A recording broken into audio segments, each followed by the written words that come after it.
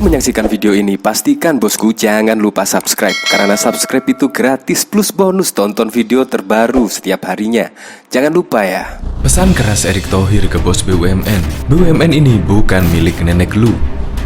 Menteri Badan Usaha milik negara Erick Thohir mengatakan kementeriannya hanyalah pengelola perusahaan plat merah.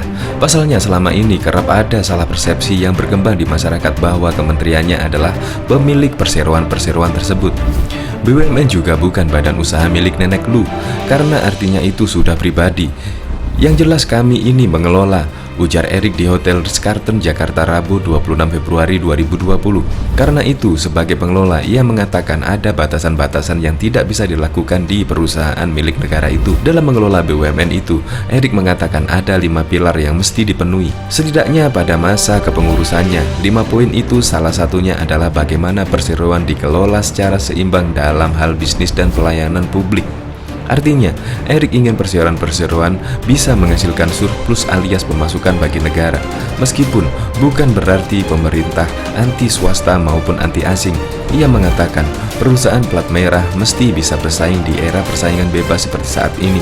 Di samping sebagian BUMN juga menjalankan penugasan-penugasan dari pemerintah.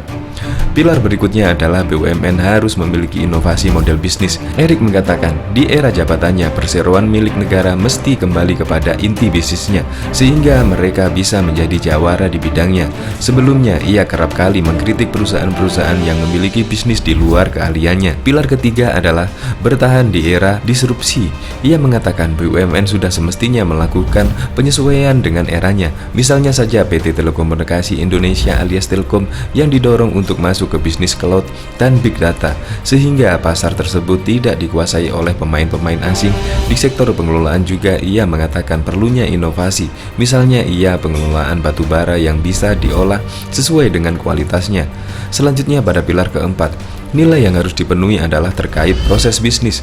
Misalnya saja dalam bisnis investasi, Erick menginginkan penanaman modal oleh perusahaan perseroan selalu berbuahkan hasil, bukan ada proyek yang ujungnya adalah korupsi. Semua harus jelas proses bisnisnya, kata dia.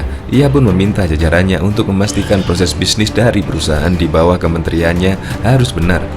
Pilar terakhir adalah BUMN harus bisa membangun talenta. Karena itu, Erick mengatakan kementeriannya akan membangun klaster-klaster dari perusahaan plat merah sesuai dengan rantai nilai alias value chain masing-masing bidang. Konsep ini akan berbentuk subholding alias berbeda dengan teori superholding ala menteri terdahulu Rini Sumarni. Di dalam subholding itu pun nantinya akan ada satu klaster khusus untuk menyehatkan perseroan.